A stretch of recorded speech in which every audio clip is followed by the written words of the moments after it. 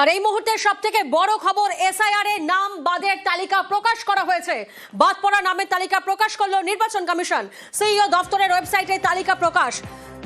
ceo.westbengal.wb.in/asd_SIR এই website click করলেই নাম বাদের তালিকা ওয়েবসাইটে পাওয়া যাবে। আর এখান থেকে প্রশ্ন যে বাংলায় এসআইআর এ কাদের নাম বাদ পড়লো। প্রতিনিধি বিশ্বজিৎ আমাদের সঙ্গে রয়েছেন, সরাসরি বিশ্বজিতের থেকে একবার জানবো। বিশ্বজিৎ, যে তালিকা প্রকাশ হয়েছে প্রত্যেকের মনে এখন একটাই প্রশ্ন ঘুরপাক খাচ্ছে, নাম বাদের তালিকায় কারা?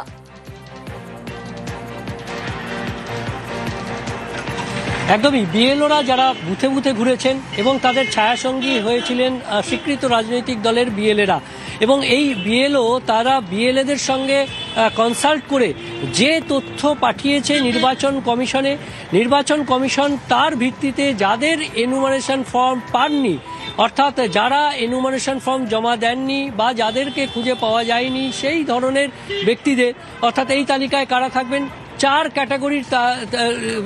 ক্যাটাগরির ভোটাররা এই তালিকায় থাকতে পারেন। যেমন প্রথম হচ্ছে অ্যাবসেন্ট, অর্থাৎ যারা সেই সময় অর্থাৎ বিএলও যখন গেছেন বা বিএলওদের কাছ থেকে যে তথ্য পাওয়া গেছে তাতে যারা অ্যাবসেন্ট, অর্থাৎ সেই নির্দিষ্ট জায়গায় নির্দিষ্ট ঠিকানায় যারা থাকেন না তারা অ্যাবসেন্ট হিসেবে তাদেরকে গণ্য করা হয়েছে। শিফটিং অর্থাৎ স্থান পরিবর্তন, অর্থাৎ কেউ এই কেন্দ্র থেকে অন্য বুথে ভোটার হয়েছেন বা অন্য বুথে চলে গেছেন, এখনও সেইখানে ভোটার হননি, স্থান পরিবর্তন করে গেছেন। এই রকম স্থান পরিবর্তনের ক্ষেত্রে সেটা রাজ্য হতে পারে, বিভিন্ন বুথের মধ্যে হতে পারে।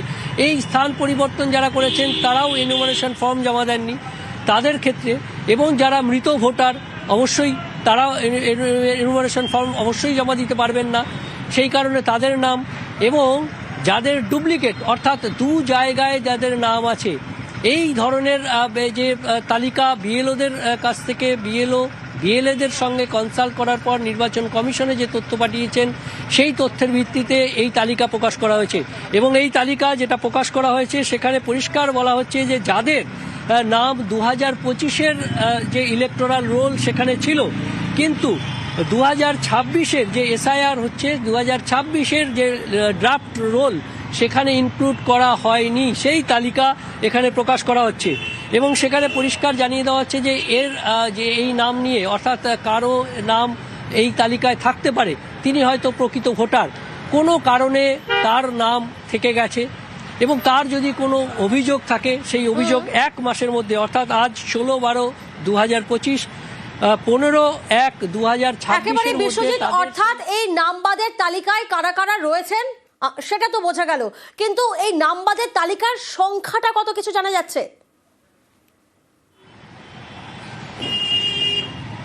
একদমই এই নাম বাদের যে তালিকা সেই তালিকা বিভিন্ন জেলাভিত্তিক আমরা যদি দেখি তাহলে সব থেকে বেশি নাম বাদ গেছে, যে এসআইআর প্রক্রিয়ায় সব থেকে বেশি নাম বাদ গেছে দক্ষিণ 24 পরগনা জেলা থেকে, এবং দক্ষিণ 24 পরগনা জেলার পরেই রয়েছে উত্তর 24 পরগনা, এরকমভাবে হাওড়া সহ বিভিন্ন জেলায় নাম বাদ গেছে। একবার যদি সংখ্যাটা একটু তোমায় জানাই, যে এখনো পর্যন্ত আমরা কমিশন সূত্রে যে তথ্য পাচ্ছি তাতে যেটা জানানো হচ্ছে যে এই নাম যে বাদ গেছে সেই তালিকায় সব থেকে বেশি নাম বাদ গেছে দক্ষিণ 24 পরগনা জেলায়, সেখানে 8,16,000-এর বেশি নাম বাদ গেছে।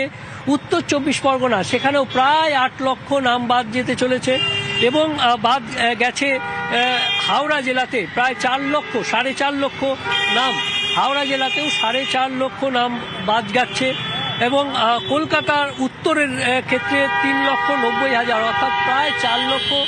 কলকাতা উত্তরের ক্ষেত্রেও নাম বাদ গেছে, হুগলিতে নাম বাদ গেছে 3,18,000, পশ্চিম বর্ধমানে 3 লক্ষ প্রায়, এবং মুর্শিদাবাদে 2,78,000, নদিয়া জেলায় 2,16,000, এবং কলকাতা দক্ষিণে প্রায় 2,16,000 নাম।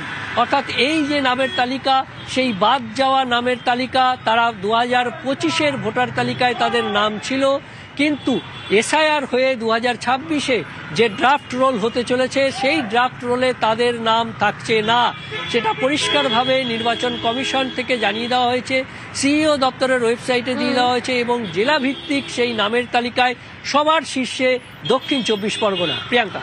অর্থাৎ সবার শীর্ষে দক্ষিণ 24 পরগনা, প্রায় 58 লক্ষ নামবাদের তালিকা প্রকাশ করেছে নির্বাচন কমিশন। 24,16,852 মৃত ভোটার।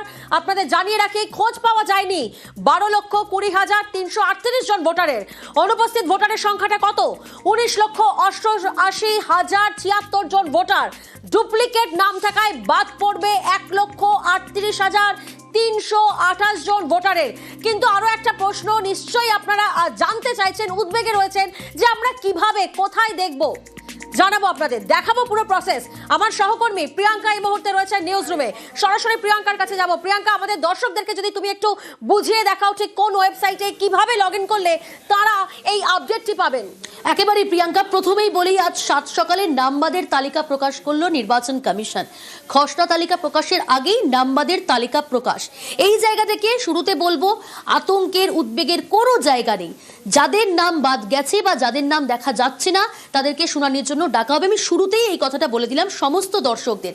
এবার বলি, যারা রাস্তায় পথ চলতি অবস্থায় রয়েছেন তারা কিভাবে দেখবেন, যারা ঘরে বসে রয়েছেন। প্রথমেই বলবো, আমি 2 জায়গায় দেখাবো। আগে দেখাচ্ছি কিভাবে আপনি আপনার কম্পিউটার সেখানে দেখতে পাবেন, এবং আপনার মোবাইলে কিভাবে দেখবেন সেটাও আমি দেখাবো আপনাদের। এরকম পেজে হচ্ছে ceo.westbengal.wb.gov.in। এই পেজে গেলেন, লগ ইন করবেন, এই ওয়েবসাইটে লগ ইন করবেন। সেখানে ডিস্ট্রিক্ট, আপনি কোন ডিস্ট্রিক্ট সেটা লিখবেন, সিলেক্ট করবেন। এখানে ডিস্ট্রিক্ট আসছে কোচবিহার, আলিপুরদুয়ার, জলপাইগুড়ি, কালিম্পং, পরপর ডিস্ট্রিক্টগুলো আসবে। তার পাশেই অ্যাসেম্বলি, কোন বুথ অ্যাসেম্বলি যেমন দিচ্ছেন এখানে সিলেক্ট করবেন। প্রথমে ডিস্ট্রিক্ট সিলেক্ট করলেন, সাপোজ আমি বলছি কোচবিহার, আমি এখানে কোচবিহার সিলেক্ট করলাম। তার পাশেই অ্যাসেম্বলি কনস্টিটিউয়েন্সি, সেখানে কি থাকছে মেখলিগঞ্জ, আমি মেখলিগঞ্জ ক্লিক করলাম। এইবার দিয়ে দিল পোলিং স্টেশন নেম, অর্থাৎ বুথ, আপনি যে বুথে ভোট দেন সেই বুথ, পোলিং স্টেশন নেম, সেইখানে নামগুলো পরপর দিয়ে দিল। আমি সাপোজ ক্লিক করলাম এখানে, এখানে ক্লিক করলে হবে না, এখানে পাশে দেখুন ডাউনলোড লেখা আছে, এই ডাউনলোড সেখানে গিয়ে ক্লিক করলে পুরো পেজটা চলে আসবে। এরকম ডাউনলোড করা ছিল পেজ, সেই পেজ যখন ডাউনলোড করলাম তখন পরপর এরকম একটা পেজ খুলে গেল, এবং সেখানে নাম রয়েছে, নির্বাচকের নাম, সম্পর্কের ধরন, সম্পর্কযুক্ত ব্যক্তির নাম বা অভিভাবকের নাম, পুরনো অংশ নম্বর, পুরনো অংশের ক্রমিক নম্বর, কত বয়স, লিঙ্গ, সংগ্রহ না হওয়ার কারণ। এই যে নাম যে বাদ গেল তার কারণটা কি, সেই কারণটা একদম বিস্তারিতভাবে দিয়ে দেওয়া হয়েছে। ধরুন মৃত কেউ স্থায়ীভাবে স্থানান্তরিত, মানে সে অন্য জায়গায় শিফট করে গিয়েছে। আবার দেখুন এখানে রয়েছে মৃত, স্থায়ীভাবে স্থানান্তরিত, এইরকম ভাবে পুরোপুরিভাবে নির্দিষ্টভাবে উল্লেখ করে দেওয়া হয়েছে।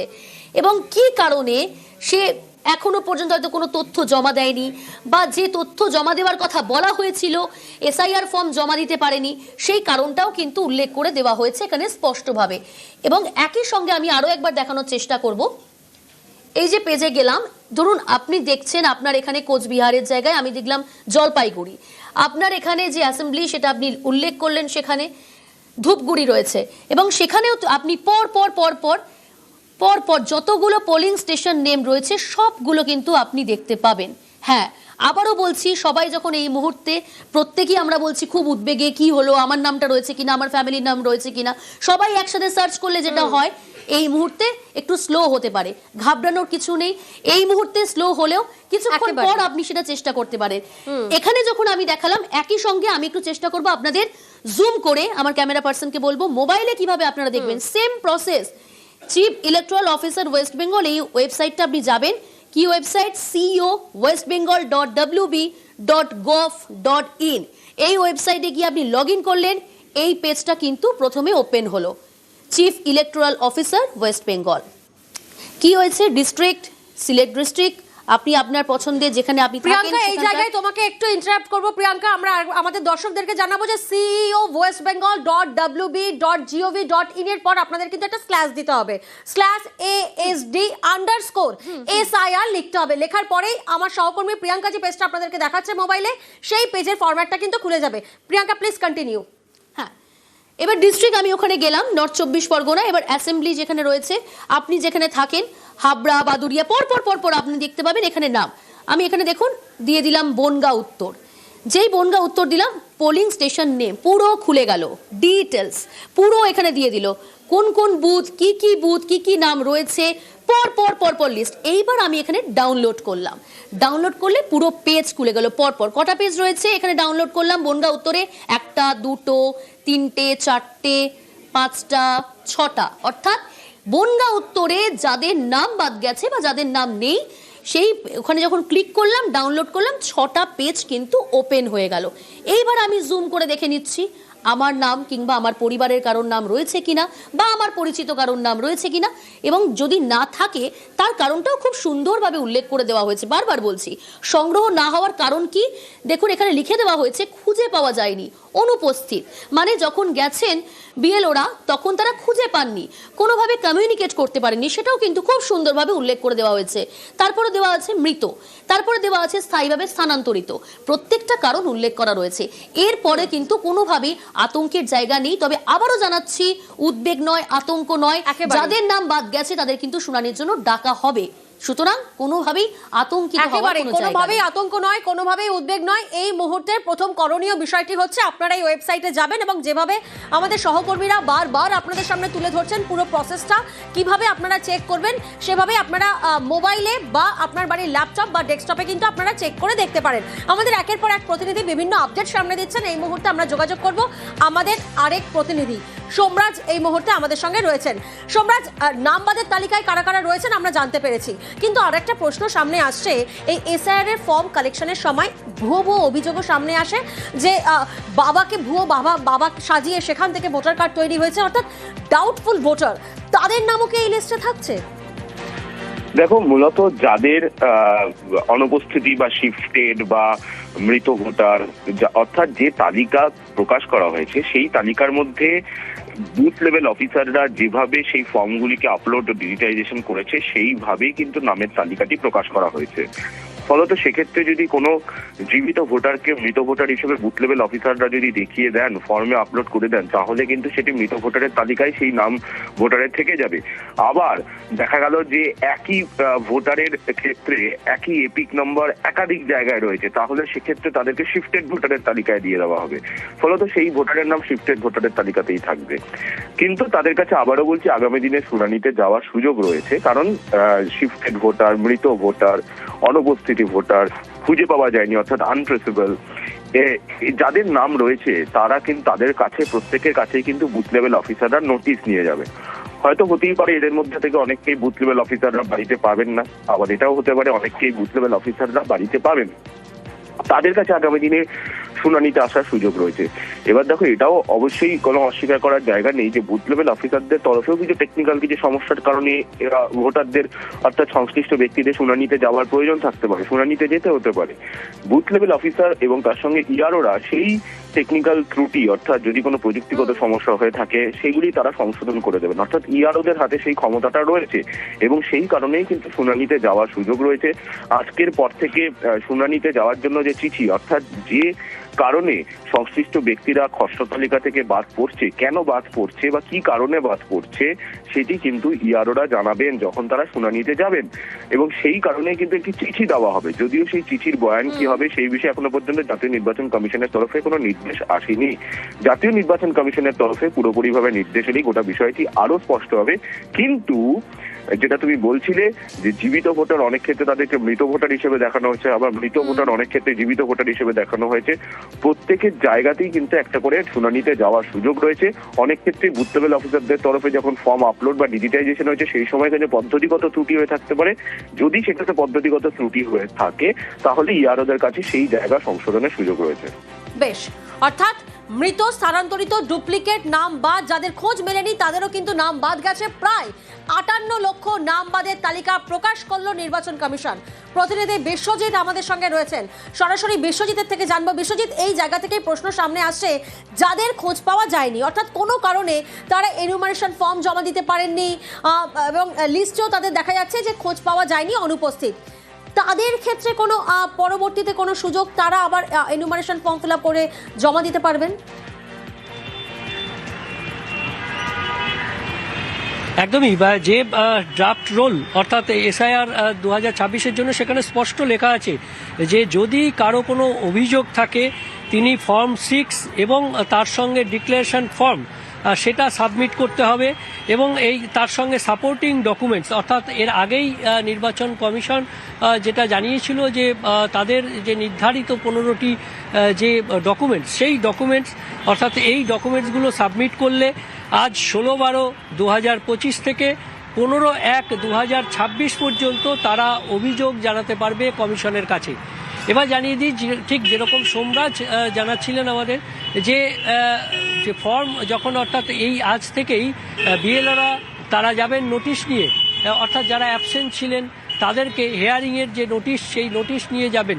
এমনও আমরা দেখেছি যে কলকাতা পুরসভা এলাকাতেই বেহালা পশ্চিম বিধানসভা কেন্দ্রে সেখানে তারা জীবিত রয়েছেন, তাদের এনুমারেশন ফর্ম আসেনি, অর্থাৎ তাদেরকে মৃত বলে ধরে নেওয়া হয়েছে, পরিবারের অন্য মৃত সদস্যের নামে এনুমারেশন ফর্ম এসেছিল। কাজেই এই ধরনের যারা রয়েছেন তাদেরও যদি ফের এই মৃতের তালিকায় তাদের নাম আসে বা ডেথ বা খুঁজে পাওয়া যায়নি এই ধরনের তালিকায় তাদের নাম আসে, তারা ফর্ম 6 জমা করতে পারেন উইথ প্রপার ডকুমেন্টস, এবং তাদেরকে 1 মাসের সময় দিয়েছে নির্বাচন কমিশন। এবং তারপর নির্বাচন কমিশনের যে নিয়ম রয়েছে, প্রক্রিয়া রয়েছে, সেই প্রক্রিয়া অনুযায়ী তাদের নাম সেই চূড়ান্ত খসড়া তালিকায় বা চূড়ান্ত তালিকায় উঠবে কিনা সেটা কমিশনের পরবর্তী ক্ষেত্রে সিদ্ধান্ত, এবং সেটা হিয়ারিং এর মাধ্যমেই হবে। কাজেই যাদের নাম এই তালিকায় রয়েছে, নাম বাদে ফের নাম তোলার সুযোগ রয়েছে। কমিশন নির্দিষ্ট নথি দিয়ে ফের নাম তোলার আবেদন, কমিশনে আবেদন করতে পারবেন ভোটাররা। এ তো গেল নাম বাদের তালিকা, কিন্তু পূর্ণাঙ্গ খসড়া তালিকা প্রকাশ কখন, সেই প্রশ্নটাও সামনে আসছে। সোমরাজ প্রতিনিধি আমাদের সঙ্গে রয়েছেন। সোমরাজ, পূর্ণাঙ্গ খসড়া তালিকা প্রকাশ কখন, কি জানা যাচ্ছে? দেখো, জাতীয় নির্বাচন কমিশনের তরফে নির্দেশ এলেই পূর্ণাঙ্গ খসড়া তালিকা প্রকাশ করে দেওয়া হবে, এবং সেক্ষেত্রে কমিশন সূত্রে জানা যাচ্ছে যে বিকেল 4টের মধ্যেই পূর্ণাঙ্গ খসড়া তালিকা প্রস্তুত হয়ে যাবে, এবং তারপর কমিশনের তরফে নির্দেশে পূর্ণাঙ্গ খসড়া তালিকাও প্রকাশ করে দেওয়া হবে। আর সেই পূর্ণাঙ্গ খসড়া তালিকা সিও দপ্তরের ওয়েবসাইটের পাশাপাশি জাতীয় নির্বাচন কমিশনের দপ্তরের ওয়েবসাইট, সেখানেও দেখা যাবে। এছাড়াও প্রত্যেকটি জেলা শাসকের যে ওয়েবসাইট রয়েছে, সেই জেলা শাসকের ওয়েবসাইটেও পূর্ণাঙ্গ খসড়া তালিকা দেখা যাবে। অর্থাৎ খসড়া তালিকায় কার কার নাম রয়েছে এবং নামের বয়ান কি রয়েছে, গোটা বিষয়টি সংশ্লিষ্ট ভোটাররা স্পষ্টভাবে দেখতে পাবেন। বুথ ভিত্তিক সেই খসড়া তালিকা দেখা যাবে। যে বুথে তারা ভোট দিয়েছেন, ভোটাররা ভোট দিয়েছেন, সেই বুথের নাম ধরে ধরে দেখতে হবে। এবং যেটা কমিশন সূত্রে জানা যাচ্ছে যে বিকেল 4টে অন্তত বেজে যাবে এই পূর্ণাঙ্গ খসড়া তালিকা প্রকাশ হতে। বেশ, এবং আপনাদেরকে জানিয়ে রাখি, এসআইআর এর সব থেকে বেশি নাম বাদ 2 পরগনায়, দক্ষিণ 24 পরগনায়, সেখানে 8,16,047 বাদের সম্ভাবনা। উত্তর 24 পরগনায় নাম বাদ যেতে পারে প্রায় 8 লক্ষ। আর তারপর হাওড়া জেলায় 4.5 লক্ষ নাম বাদের সম্ভাবনা রয়েছে। কলকাতা উত্তরে 3,90,557 নাম বাদ যেতে পারে। হুগলিতে 3,18,853 নাম বাদ যেতে পারে। পাশাপাশি নজর রাখবো আমরা পশ্চিম বর্ধমান, সেখানে 3 লক্ষ নাম বাদের সম্ভাবনা। মুর্শিদাবাদ বাদ যেতে পারে 2,78,706 জন ভোটারের নাম। নদিয়া জেলার দিকে নজর রাখবো, 2,16,577 নাম বাদ যেতে পারে। কলকাতার দিকে নজর রাখি, কলকাতা দক্ষিণ, কলকাতা সাউথ, সেখানে বাদ যাবে 2,16,207 ভোটারের নাম। আর যদি বিধানসভা ওয়াইজ আমরা নজর রাখি, এসআইআর খসড়ায় নাম বাদ চৌরঙ্গি 74,553, জোড়াসাঁকো 72,900, বালিগঞ্জ 65,171,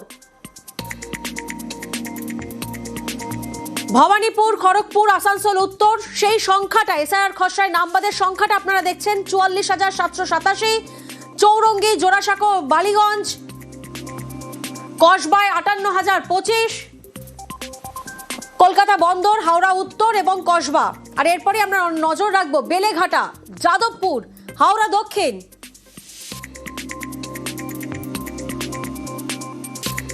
বেলেঘাটের সংখ্যাটা 56,487, যাদবপুরের ক্ষেত্রে সংখ্যাটা হয়ে দাঁড়াচ্ছে 54,184।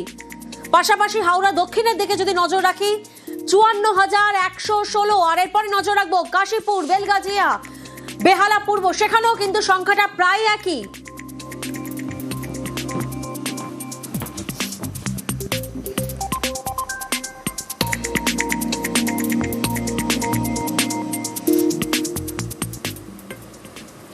নজর রাখবো পরের খবরের দিকে। ধূপগুড়িতে পঞ্চায়েত সমিতির সদস্য, তিনি নাকি বাংলাদেশি। জেলা শাসক ও বিডিওকে অভিযোগ তৃণমূল নেতারই। মঙ্গলকোটে আবার অন্য অভিযোগ, এখানে দুই ছেলের সঙ্গে বাবার বয়সের ফারাক নাকি মাত্র 5 বছরের।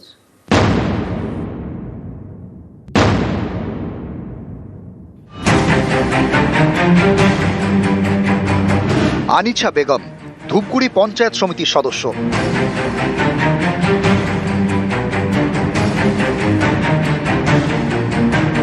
আনিছার বিরুদ্ধে অভিযোগ, 2007 সালে বাংলাদেশ থেকে অনুপ্রবেশ করেন আনিছা। ভুয়ো পরিচয়ে ভোটার তালিকায় নাম তোলেন।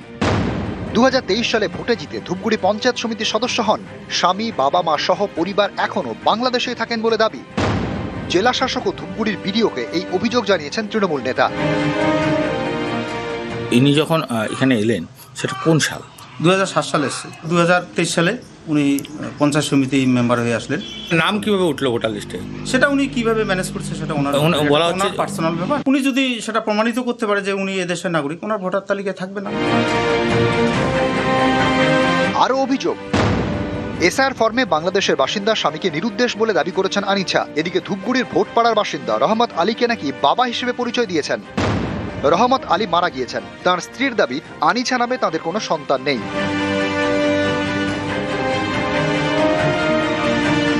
আনিসা আপনার কি মেয়ে হয়? না, আমার মেয়ে হয় না। রহমত আলীকে আনিসা বাবা বানিয়েছিল ভোটার লিস্টে নাম তোলার সময়। ও কি সত্যিকারে আপনাদের মেয়ে? না না না না না না, আপনাদের মেয়ে নয়? না, ওটা ভুল, আমার ওটা বেরি না। তৃণমূল কংগ্রেস বিএলওকে প্রেশার দিয়ে, বিএলওকে চাপ দিয়ে এই ধরনের লিঙ্কেজ তারা তৈরি করছেন। অনুপ্রবেশকারী যাদের নামটাই নেই, যারা অবৈধভাবে এখানে অন্য কাউকে বাবা লিঙ্কেজ দিয়ে নাম তুলেছে, এবং তাদের বিরুদ্ধে তো আইনানুগ ব্যবস্থা নেওয়া উচিত। এটা টোটালটাই প্রশাসনিক বিষয় এবং প্রশাসন সেটা পুরো বিষয়টা দেখবে। এর মধ্যে তৃণমূল বিজেপি কোনো জড়িত ব্যাপার নেই। যদি সত্যি প্রমাণিত হয় তাহলে সেটা তখনকার আমরা দেখবো বিষয়টা কি আছে। পূর্ব বর্ধমানের মঙ্গলকোটেও আজব কাণ্ড। দুই ছেলের সঙ্গে বাবার বয়সের ফারাক নাকি 5 বছর। মঙ্গলকোটে শীতল গ্রামের 175 নম্বর বুথের বাসিন্দা সরোজ মাঝি। কমিশনের নথিতে দেখা যাচ্ছে সরোজ মাঝির বয়স 63। এক ছেলে লক্ষ্মী মাঝির বয়স 58, আরেক ছেলে সাগর মাঝির বয়স 59। আপনার কয় ছেলে? 2 ছেলে, অনুপ মাঝি আর সুজিন মাঝি। লক্ষ্মী মাঝি এবং সাগর মাঝি ওরা কে? আমরা চিনি না। লক্ষ্মী আর সাগরের সাথে আপনার না না, কোনো সম্পর্ক নাই। তা এখন তো ওরা তো ভোটার কার্ডে দেখিয়েছে আপনাকে বাবা দেখে। সে দেখাতে পারে স্যার, ডকুমেন্টটা পেয়েছে না, নামটা পেয়েছে। এখন কি চাইছেন? আমিও কাটিয়ে দিই না। 22 বছর আগে বাংলাদেশ থেকে ভারতে আসেন দুই ভাই সাগর মাঝি ও লক্ষ্মী মাঝি। সরোজ মাঝিকে বাবা দেখিয়ে দুজনে এদেশে ভোটার তালিকায় নাম তোলেন। সরোজ মাঝি এখন বাবা পাতানো হয়ে আছে। উনি কি আসল বাবা? না, আসল বাবা না, পাতানো বাবা। আসল বাবা কি নাম? রামপদ মাঝি। কোথায় থাকতেন? বাংলাদেশ। আপনারা কোথায় থাকতেন আগে? বাংলাদেশে। বাংলাদেশ থেকে মুর্শিদাবাদে এসে কাজকর্ম করতেন, তারপরে খেতে থেকে গেলেন। কোথায় যাব, গরিব মানুষ, এই ছেড়ে দিয়ে কোথায় যাব বলুন? আমরা তখন পানটা হাতে করে এসেছি, এমন অবস্থা দিয়ে খাবো কি সেই চিন্তাটা করি নাই। এই জায়গাটা কিনেছি।